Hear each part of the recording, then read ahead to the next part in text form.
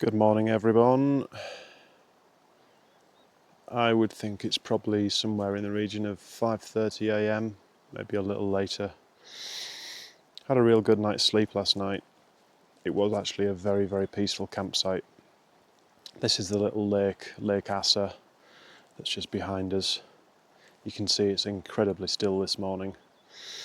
Little bit of bad news kind of overnight this morning. Maybe about 10 days ago, Amelia had a little fall, and this, I don't even know what it is, whether it's a burn or what, from a backpack strap, but this thing appeared on her shoulder, and it was quite painful to start with. It looked like a big red splodge, basically, a big lozenge-shaped splodge. And she just carried on, basically, said it hurt a bit. And then it kind of got all scabby. I'm not going to go into details about it, but basically she's been putting antiseptic cream on it. It's been getting a little bit more painful. And last night and this morning, it's not looking very good at all. So I think she's going to be getting off the trail today, unfortunately. She was going to be finishing at Lake Tahoe anyway, in about 3 or 4 days' time. But I think we're obviously worried that it's been infected. So yeah, there's about 7 miles to go today until we cross a paved road, and I think there's a chance that we can get her a hitch there into a little town called Markleyville, and hopefully from there she can either get a ride to Tahoe, to the urgent care facility, or she can maybe get a hitch directly there. I don't know. Maybe there's a bus. The problem is we've got no cell service, so we can't access the internet to check bus schedules. But basically, we're going to try and get this 7 miles done, get her to the road, and I think she's going to be going to the hospital and then probably waiting to meet me in Tahoe. I need to get my tooth looked at in Tahoe, so I'll be there for a few days, and then I'll be carrying on solo after that. So not really the end to this section that either of us wanted, but there's no point in it being out here for another 3 days with a possibly infected wound, basically. That'd just be a little bit silly. So yeah, fingers crossed it's nothing too nasty. Anyway, I'm about packed up, and then next sort of 15-20 minutes we'll be making a move. Probably won't be filming much for the first little bit. We just climbed out of camp and got a lovely view of the sun hitting the landscape.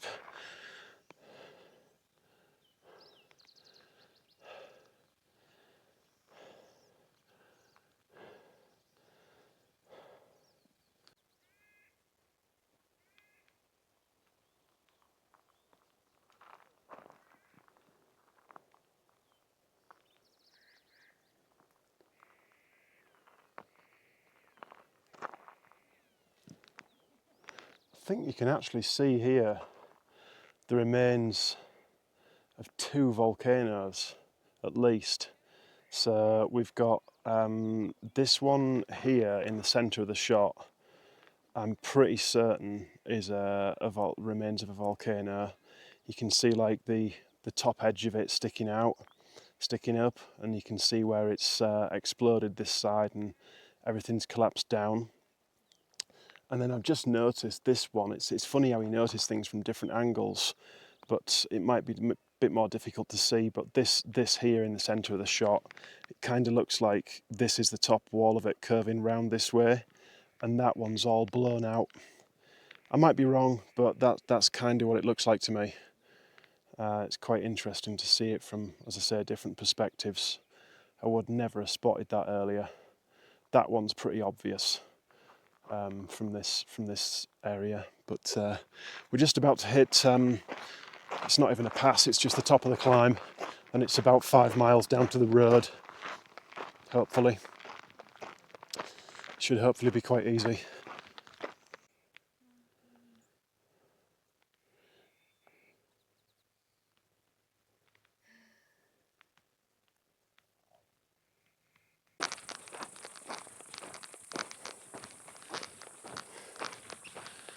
Alright then folks, it is getting on for 12 noon and I'm just getting back onto the trail at Ebbott's Pass. I say back on, there was a Canadian family there who were visiting their son and his girlfriend who were hiking the PCT, and they had a big RV and they were stopped there doing trail magic at the pass. So we went up there, had some food, had a nice chat, and Amelia luckily was able to get a hitch with a family to Lake Tahoe so she can get her shoulder looked at.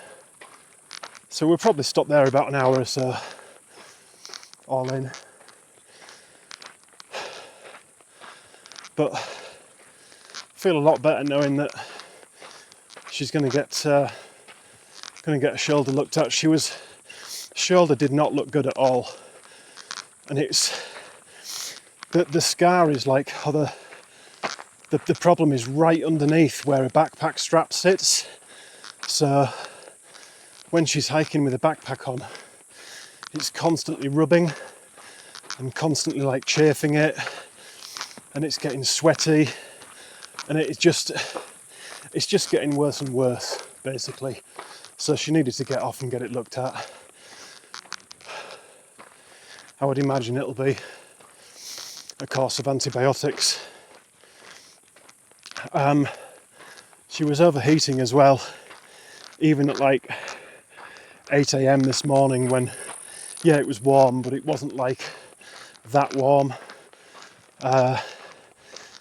She was like really, really hot. I was having to pour some of my water out onto a towel and kind of put it like around the neck and stuff to try and cool her down. We had a bandana that we'd picked up and kept wetting that and popping it on her head, and anyway, that's done, and she'll be going down to Tahoe. Me, I'm carrying on in this. It is scorching hot now. This is literally like being back in the desert. This scenery here, the plants, the rocks. If it wasn't for the little bits of snow I keep seeing on the mountains, I think I was in the desert. But I'm only guessing, I think it's about 40 miles to do to get to South Lake Tahoe. Well, get to Echo Lake, where I can get off to hitch to South Lake Tahoe.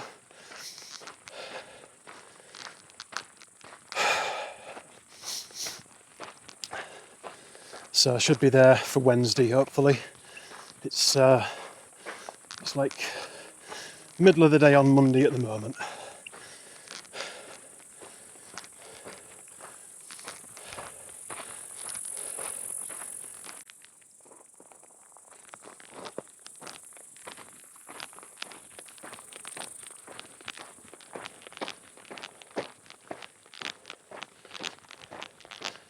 Something's just popped back into my mind that I'd totally forgotten about. I guess I'm kind of pretty much in Northern California now. I mean, I'm still working off the Sierra map on Far Out on the app, but I think this is pretty much classed as NorCal. So I'm going to guess that I start need to looking out for snakes again, unfortunately. But at the moment, this landscape's got my attention. That is a seriously big outcrop of whatever the heck this stuff is. Some sort of conglomerate. All sorts of stuff in there. This is just wild, this landscape. It's literally changed just from me turning the corner back there. I was coming through a forested area, some nice lakes there, some granite boulders again. Not a great deal of vegetation, to be honest with you. And then, I mean, look at this, just coming out into this open area. It's spectacular. It really, really is. I can't stop looking at this thing up here to my left.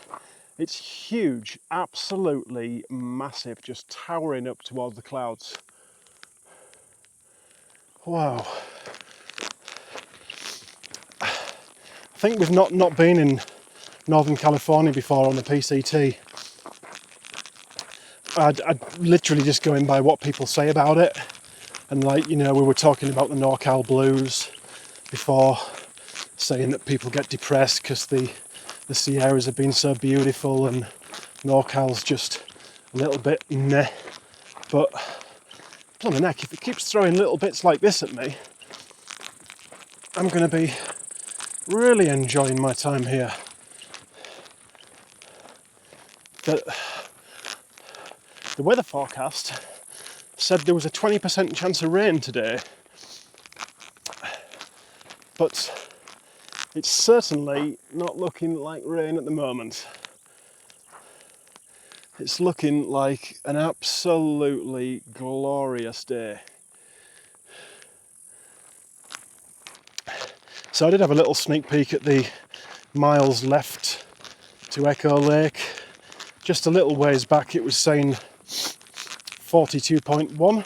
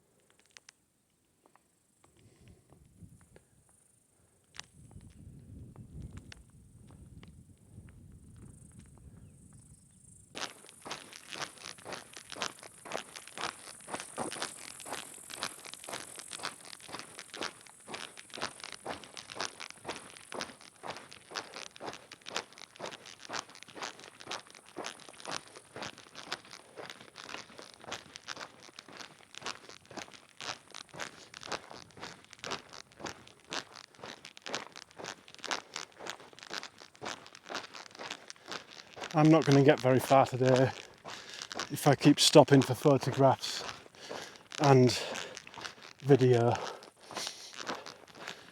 This section of trail's really, really exposed. There's no shade whatsoever. But oh my goodness, is it beautiful.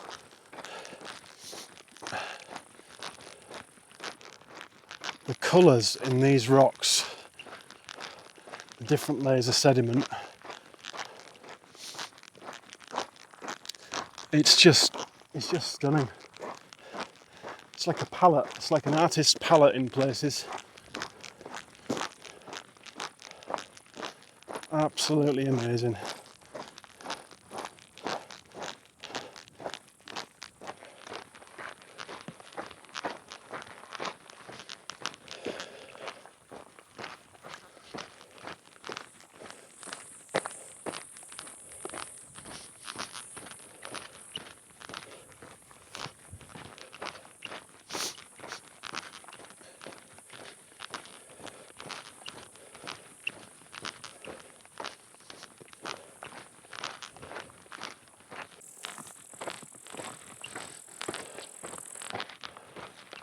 Holy cow.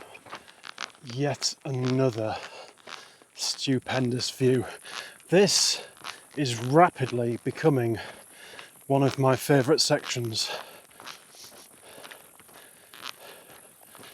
It is just, it's got pretty much everything that I love scenery wise. Just need to throw a few cacti in there, maybe.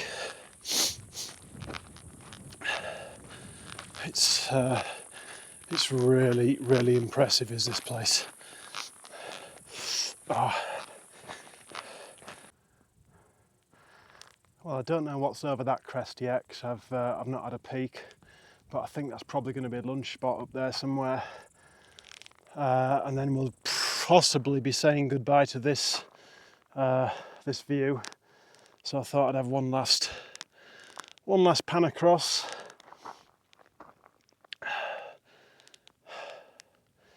I have thoroughly enjoyed the last 3 hours or so.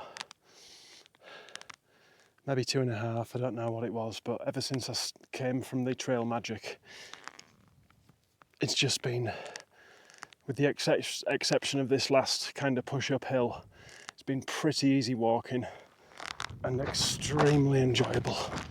Let's go and see what's waiting for us on this side, shall we?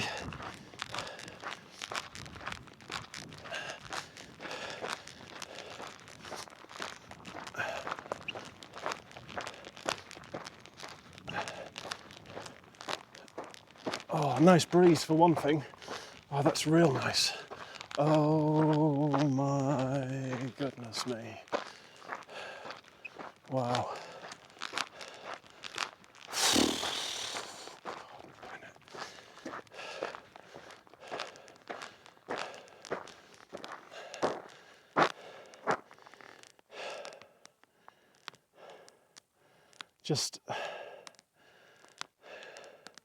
It's just jaw-dropping. I meant to say jaw-dropping then. I don't know if it did come out right, but I am just so lucky to be out here doing this. These views are just...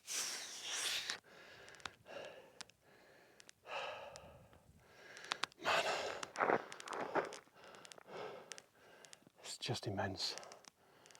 Right. Find somewhere to sit down, have a little bit of food.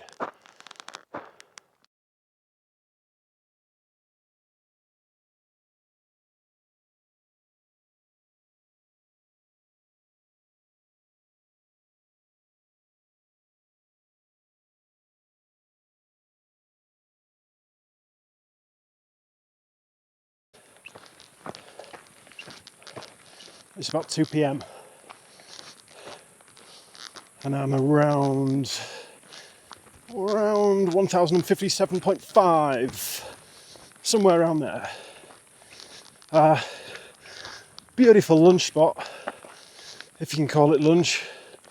I think I'm starting to favour just like eating loads of like little snack things rather than kind of like traditional lunch, but it was pleasing nonetheless.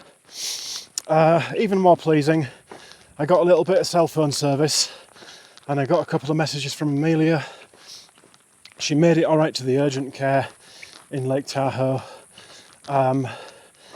Staff there said that, yeah, it didn't look good, but by all accounts, it sounds as though she was allergic to the adhesive on the kind of like, I don't know what it's called in the States, like elastoplast, sticking plaster, the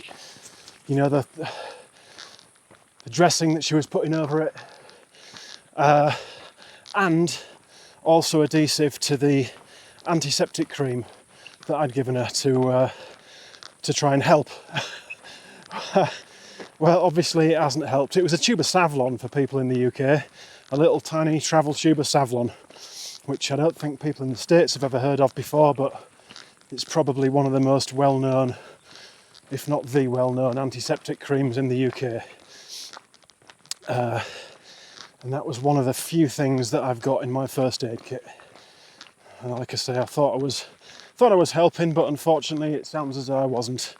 But anyway, it's all cleared. Well, it's not all cleared up now, but it will be in a few days. She's been given some antibiotics, and apparently there is an extremely swish campsite at Lake Tahoe that's free for PCTers. Just to give you an idea, it's free for PCTers, but the people that were running the Trail Magic that I talked about, that we stopped at back there, they're actually booked in there with their RV for one night, for full hookups and services and things. It's $192. That's right, you heard me right. Apparently it is, the lady with the RV called it, I think she called it a Gucci campground, which I've not heard that phrase before, but it was quite funny. It's got a pool, it's got Wi-Fi, it's got all sorts of stuff. But that's where Amelia is. And then obviously, oh man, uphill. Exposed uphill. I think I'll probably be going for a hotel or motel when I get into town. So she'll no doubt come and join me for that. Oh yes, that was a really nice breeze. Wow. Anyone that's been watching the videos for a while, if you saw the ones in the Sierras where I said I learnt my lesson about standing the camera up and leaving it because it blew over in the wind. It's quite fragile, this camera, unfortunately. It's not like an action cam that you can throw around. The gimbal on the head is rather delicate. Luckily, in the Sierras, even though it fell onto a rock, it was all right.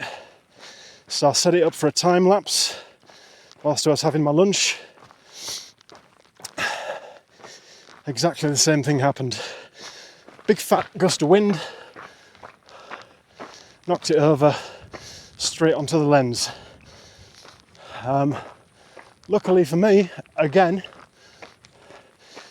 the ND filter bore most of the brunt of the attack. It did fall again onto some hard rock. The ND filters I use are magnetic. They attach to the lens magnetically. So when you drop one in the dirt, it picks up all the tiny little magnetic particles of like grit and dust. So that was pretty much all that had happened to it, apart from a little scratch in the centre of the ND filter, which I'll have to review some footage to see if it's making any impact on the footage, but I don't think it will be. I certainly hope it isn't anyway. But yes, I did say a lesson learnt in the Sierras. Definitely lesson learnt now. I shall not allow that to happen a third time. I weighed the feet down with a rock on the little... I mean, when you're using these little selfie stick tripods, this one is really, really good, but as soon as you start extending them a little bit to get some height, you start catching any sort of breeze or wind, and they just go over so easily. So a word of caution to anyone that's using them. Wow. got about 36 miles to go to Echo Lake. I have high hopes for a nice tent site tonight.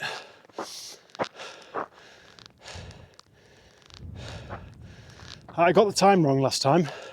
Apparently I can't tell the time now either. Can't do anything right. It was just before 3 p.m. when I said it was 2 p.m. So, sorry about that. Little bit of a time warp for you. So yeah, it's probably about 3:15 now. Got a good, I'd say at least a good 3 or 4 hours hiking time left. Hopefully. Oh man, this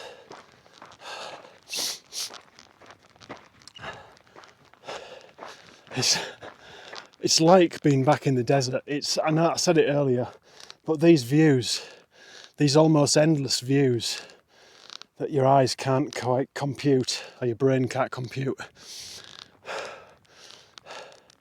It's really strange for me to be looking out on something like this and not seeing any roads or buildings. I mean, yeah, you can see there's a town somewhere right in the distance, but you know, even somewhere in Scotland in the Lake District, you usually see like a little barn or something, or a little house or a little croft on a hillside, even some ruins. There's just nothing. It's just immense. And people that live here are so lucky. I know I live near the sea, near the North Sea, and I do take it for granted. I can go and see it, jump in my car, anytime I want, jump on the bus, literally like 15-20 minute ride and I'm at the seaside. And I just take it for granted. And you do take these things for granted when you live near them, I think. It's a trap you can fall into, but just once in a while, just try and remind yourself how lucky you are to live where you live and have something like this on your doorstep or within a short drive, where you can just literally throw a backpack on and walk out into the wilderness and be in the middle of all this amazing scenery and beauty.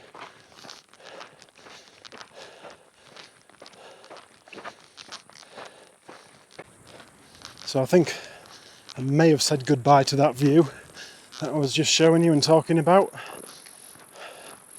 Come through a tiny little passageway of trees, not very long at all, and it looks like we're going to be treated to yet another stunning vista. And yep. Oh wow, that's windy.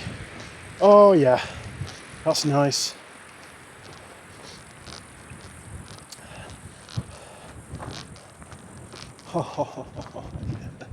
You see where the trail's going. Just got a glimpse of it. Wow, wow, wow, wow, wow. I'm really sorry. I'm like a kid in a candy shop. It's like Christmas Day every 5 minutes with these views. It's kind of like Yosemite was the other day. You see something absolutely amazing and you think, oh wow, that is stunning. And you come around the corner and something beats it. This is... I really wish Amelia was there to say this as well.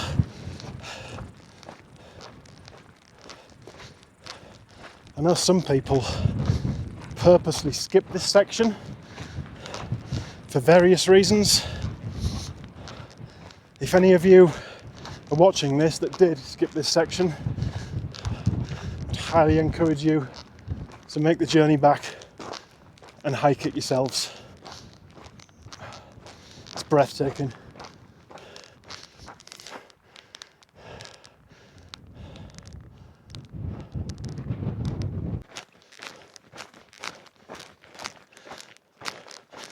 Well, as per usual,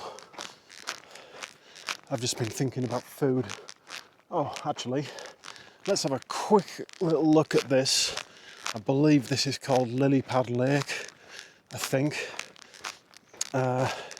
Just saw it, I didn't realise I was here yet, but I just saw it through the trees. I'll give you a quick look. Oh, wow, that's nice. Nice tent site down there as well. Really nice. Oh, it's beautiful.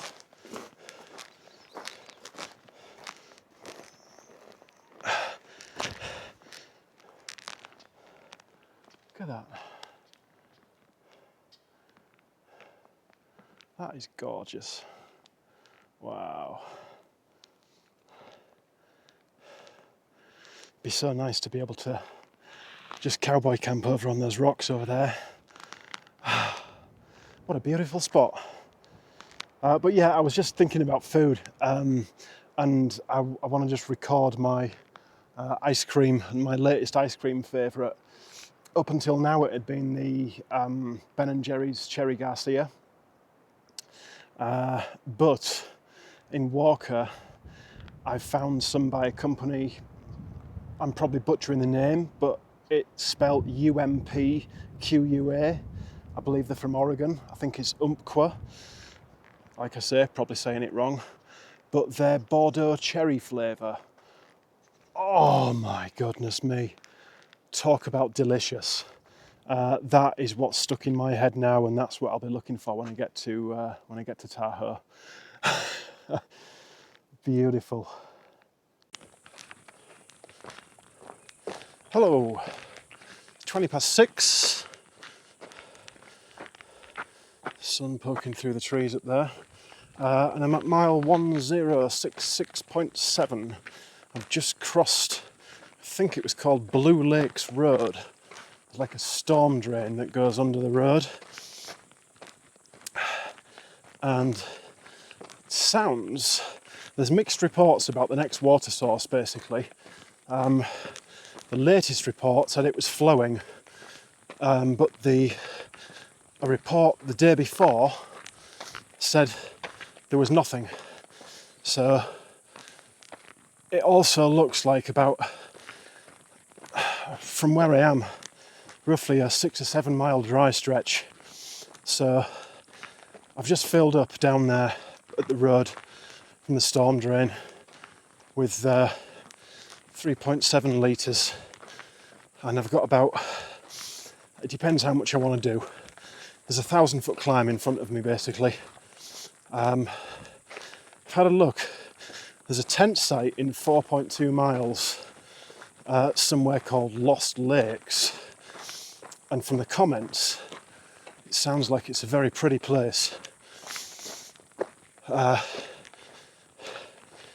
I would actually imagine that there's going to be a quick thank you to Craig S. Thank you, Craig, for your support on Buy Me a Coffee. Really nice of you. Thanks for your words of encouragement. Whew. It's 7 p.m. and I've just come up through like a really big boulder field. Maybe not even boulders, it's just like just granite slabs everywhere you look. There was some really, really nice tent spots, but it was all hard standing, so my tent wouldn't go. I mean, yes, I could make my tent fit. It would take a lot of work, and it would be a really, really bad pitch that wouldn't withstand any sort of decent wind, and probably not rain either. I mean, other people may be able to do it, but I can't stake out my dipole without staking into the ground. I've seen pictures of people doing it with rocks on the corners. No, not for me, sorry. I'll keep going until I find somewhere where I can stab the earth with my spikes. Looks like I'm coming up onto another lava field actually. getting out above the tree line. Oh. Yeah, it could be that I just have to carry on towards the Lost Lakes, because that might be the only place I can actually get somewhere. But just going to keep walking at the moment. I don't know which one of these it is. It might well be this one here in the centre of the screen.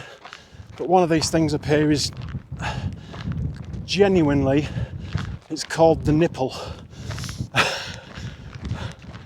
That from this angle does kind of look like it could be that. Maybe I should sleep on the nipple.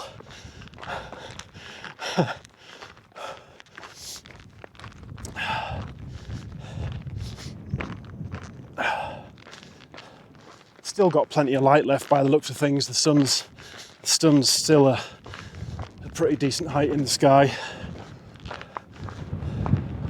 Oh. This really feels like you're on Mars.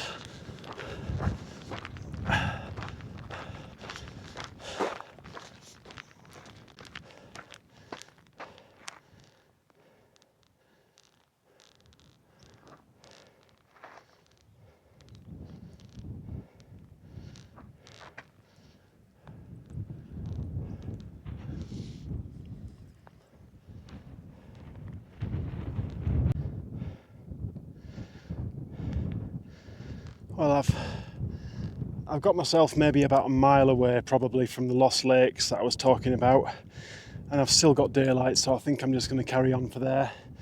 It's been a tough old climb actually. Right hip's just hurting a little bit for some reason. Got a big, I'm going to guess it's a reservoir and not a lake because there's a dam at one end of it. And that down there, and then this just sweeping vista across here. Probably about to lose it as I go around the corner here.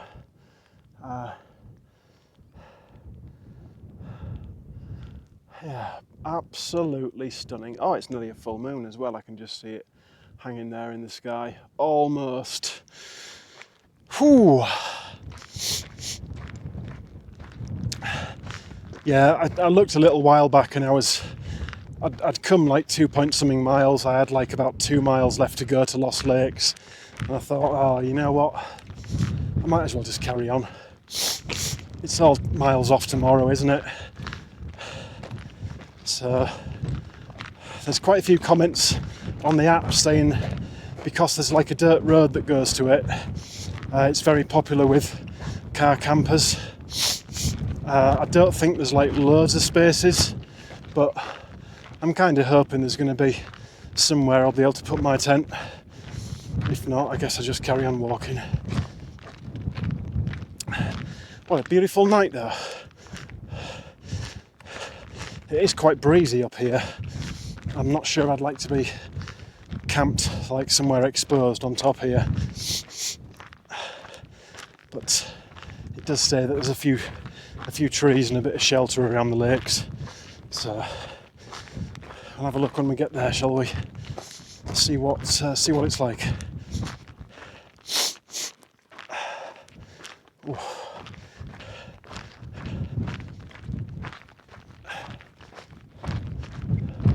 Wow. Favourite time of the day. There you go, folks, more treats. More epic visual treats for you. And look down here, we've got the lakes. The Lost Lakes. Quite a cool name actually, isn't it? It makes it sound like you've had to do a real trek to find them and to get to them. Which I guess, walking about 1,070 miles, is pretty accurate really.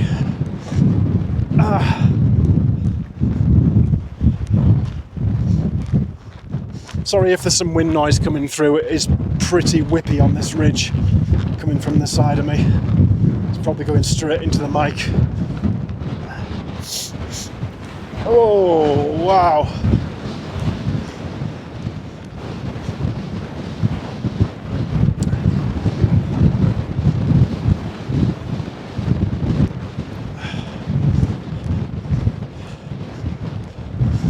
Please don't slip. Please don't slip. Not too bad.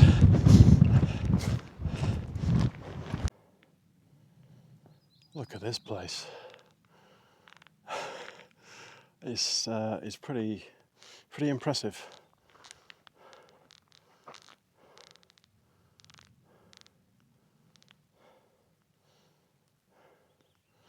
The trees growing out the water. Really cool. Time to find a campsite. I'm beat. So I just bumped into Joe and Iru. And I think Nick as well, a girl I've only met once before. They've been hiking together. They're just camped up the shore there. There's a lot of tents here actually, heck of a lot of tents. But someone did say this was one of the most perfect lakes in the Sierras for stone skimming, which I've been doing a lot of, I've got to admit. And it does look quite enticing for that. It looks nice and flat. There's a lot of tents here. I'm not sure if I just said that, sorry. But yes, there are a lot of tents here. Not a great deal of bugs so far, but I'd say there's probably a good 10 tents. I've just found one spot just here on the corner of the lake, so I think I'm gonna... maybe the bugs have caught up to me. There's one tent up on the high ground there, but there's a nice little flat spot here next to this tree. So I think that's probably going to be me for the night.